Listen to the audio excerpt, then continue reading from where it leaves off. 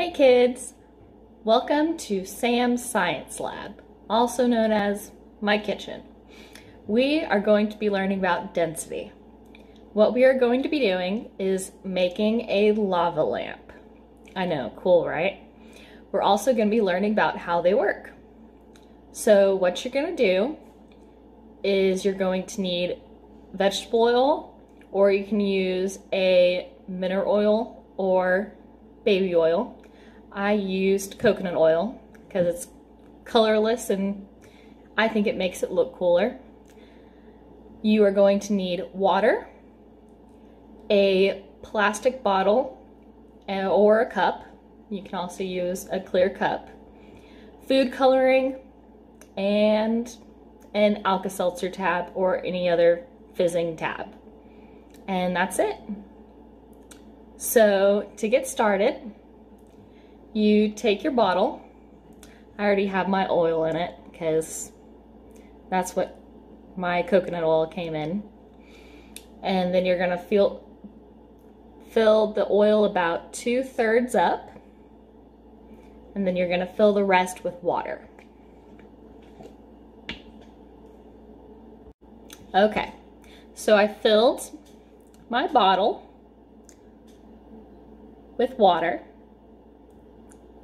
to mostly the top, and now we're going to wait for it to settle, and once it's settled we'll come back. Alright, so the water and oil is mostly settled. Now what you're going to see is that the oil is going to be on top and the water is going to be on bottom. This is because the water weighs more or is more dense, and the oil weighs less or is less dense. So the less dense liquid always floats to the top, whereas the more dense one sinks to the bottom.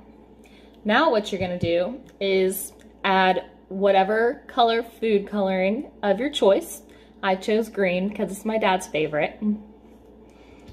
And you're going to add about 10 drops just to make it nice and colorful so you really see the color. And it might take a little while for the bubbles to actually float in with the water, so we're going to wait for that. And now the reason why the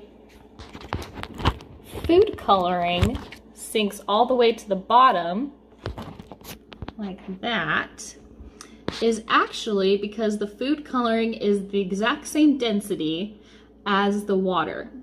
So it goes straight through the oil into the water, and then it just mixes with the water. Whereas because the oil is a different density, it does not mix with the water ever. Okay, so all of the food coloring has now mixed in with the water. Some of the food coloring is more towards the bottom, but that's nothing to worry about. That's normal. Now, I did have a few bubbles of food coloring that wouldn't mix with the water originally, so I just tapped on the water to make them fall through to the water. So what we're gonna do now is we are going to take our Alka-Seltzer tab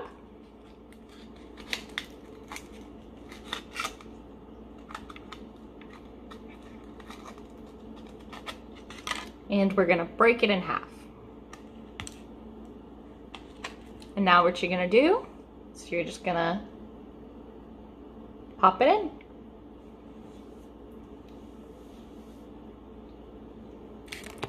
And now you can see all of the bubbles are floating up to the top, and then they're gradually coming back down.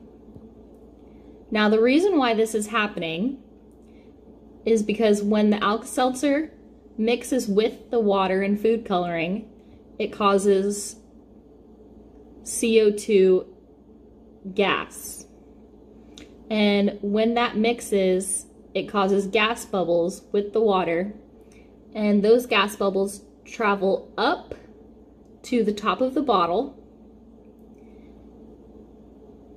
so that the gas can be released, because gas is less dense than both water and oil. Then once the gas is released at the top, the water and the food coloring travels back down to be remixed with the other water and food coloring.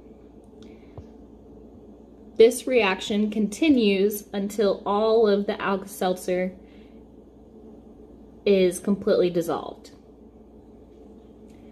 Now, what do you think would happen if we put an entire tab in there?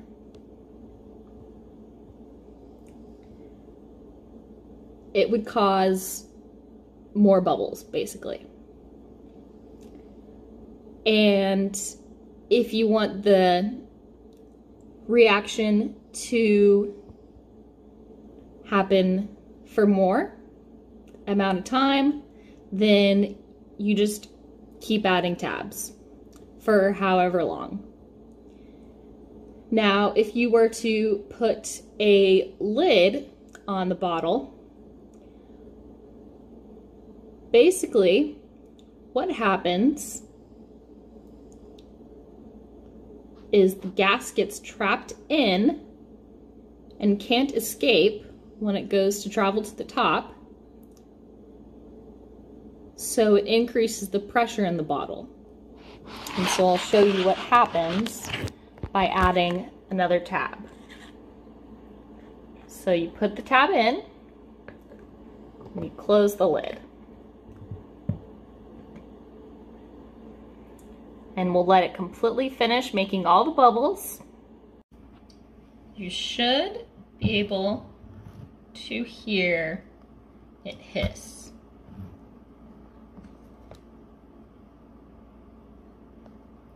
It didn't really make much of a noise, but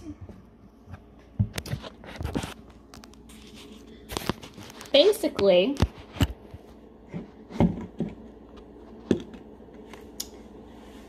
the concept is that this is about the same as when you open a soda. Because of all those air bubbles trapped in there, the gas isn't able to release, so once you finally open the lid, all that gas escapes. So whenever you open a soda that you haven't opened in a while, you will hear it hiss, and that's all the air escaping. Now, we've seen the lava lamp and everything that it does. What do you think would happen if we added Alka-Seltzer to, let's say, milk? Now, I did do this, and what happened was that the milk foamed at the top,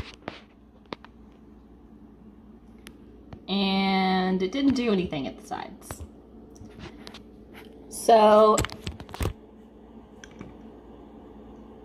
this is because not only is the milk denser than the water, but it's also a different chemical composition. Water's chemical composition is H2O, whereas milk is not. There are many different ways that you can change this experiment. You can change the colors, you can change the oils, you can change the ratio of water to oil, you can try it with different liquids, you can just try adding Alka-Seltzer to different liquids in your house just to see how they react. But the main takeaway that I want you to have is what density is. Density is, in layman's terms, the weight of water, the weight of liquid. So now, from what we learned today, when one liquid is more dense than another, it sinks. And when it's less dense, it floats.